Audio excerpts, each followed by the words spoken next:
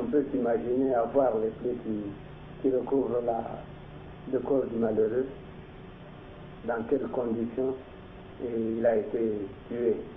Il a dû beaucoup souffrir. Zaïre, province du Chaba, ex-Katanga. Des centaines de milliers d'honnêtes citoyens zaïrois sont internés dans des centres de regroupement, en attendant leur expulsion vers leur province d'origine, le Kasaï, au nord du pays.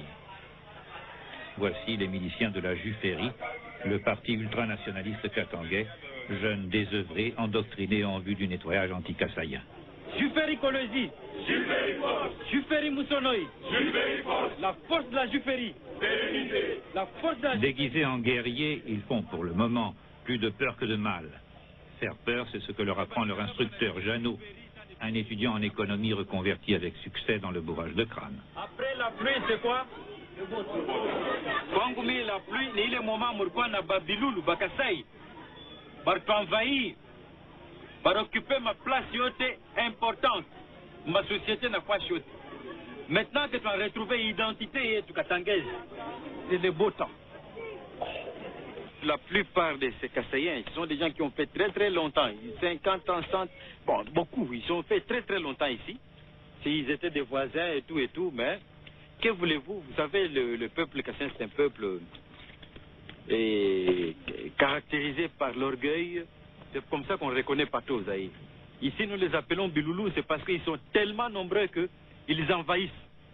Et ils rongent. Vous voyez, quand les Biloulous commencent à ronger un arbre, l'arbre peut apparaître vivant, mais là-bas, il est rongé, à quelque temps, il tombe. Donc c'est comme ça qu'ils nous faisaient. Nous, on pensait vivre dans l'harmonie avec eux, alors qu'ils étaient en train de piller la gécamine et de nous tendre de petits pièges jusqu'à telle enseigne que nous nous sommes retrouvés finalement bredouilles, sans rien.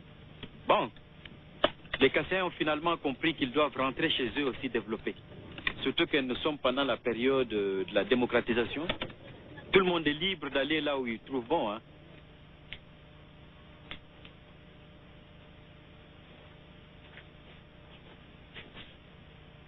Comme beaucoup de Kassaïens aisés, Maître Moussango habitait un appartement agréable dans le centre de Kolwezi. Il en a été expulsé, comme tous les autres.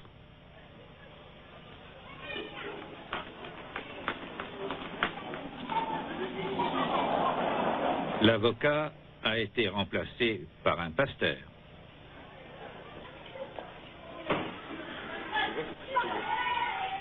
Le révérend Motumba, katangais bien sûr, trouve la maison à son goût. Sa conscience ne lui fait nul reproche.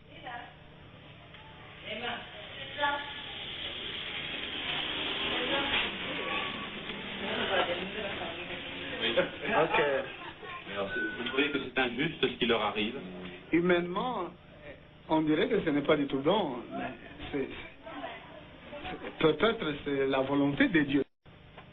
Il y a des couloirs qui sont aménagés pour des passagers. Ouais, enfin. C'est dans ces conditions. Pratiquement, nous n'avons rien contre eux. Ce sont eux qui ont cultivé ces... Nous les appelons toujours amis ou frères parce que, vous savez, on reste ce qu'on était. Pour nous, nous croyons que les amis ou les frères se sont trompés. Une déportation dont on ne parle pas, dont personne ne s'offusque, qui n'inquiète pas l'ONU outre mesure. Comme il n'y a que 2 ou 3 trains par mois, les séjours dans les centres s'éternisent. On dit là-bas couramment camp de concentration parce que c'est le mot technique approprié. 7, 8 mois d'attente. Si bien que le départ longtemps redouté est accueilli avec soulagement. Il s'agit pourtant d'un voyage de 5 à 6 jours. Et dans quelles conditions? Avec au bout toutes les incertitudes.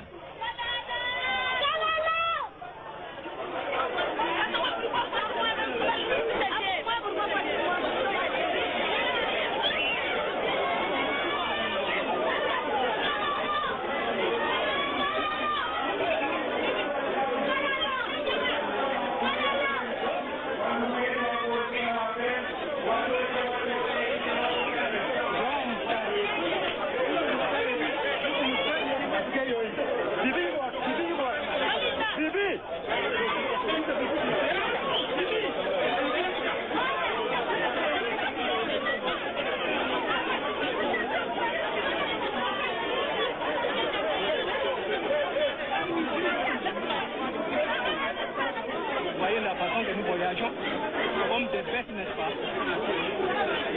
Nous sommes des personnes, mais voyez la façon dont nous voyons.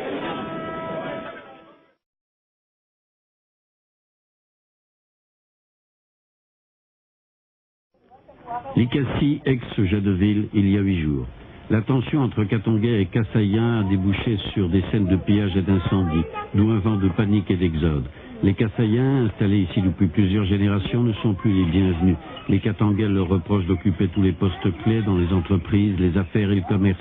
Excités par les discours déstabilisateurs de certains leaders politiques, ils sont passés à l'action. Ce sont les Katangais qui venaient de la cité Toyota, qui venaient vers ici. Ouais. Alors quand ils sont arrivés ici, ils ont tout pris. Et vous les avez entendus? Oui, nous avons attendu. Qu'est-ce que vous avez fait alors?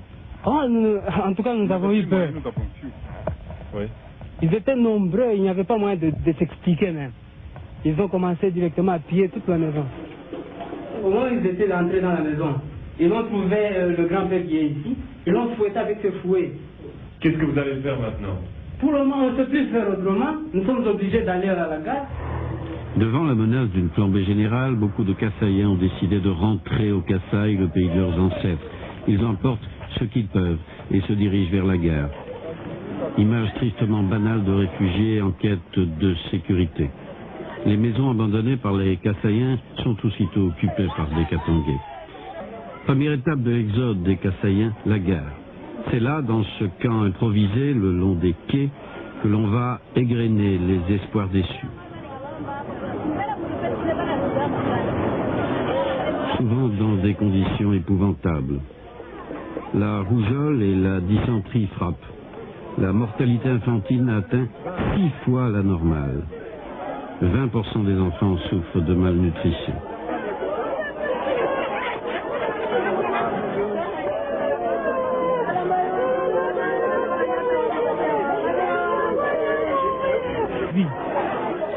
Les Kassaïens qui auront la chance de partir dans ce convoi n'arriveront que 5 ou 6 jours plus tard à Mboujibaï, à la recherche d'une hypothétique famille que leurs grands-parents ont quittée il y a bien longtemps. Les autres, eh bien, ils reprendront l'attente en s'accrochant à de nouveaux espoirs.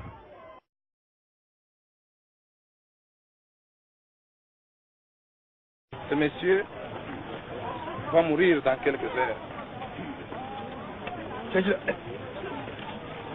Il est tout à fait anémié.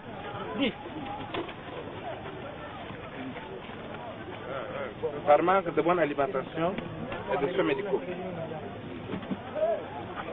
Voilà. Le camp qui vient d'être érigé, parce que les 2 autres premiers sont dépassés. Bon, vous avez tous les nouveaux refoulés qui viennent d'arriver, qui ont leur mobilier, qui ont leur bagage et qui se sont procurés un logement de fortune avec quelques sites, avec quelques...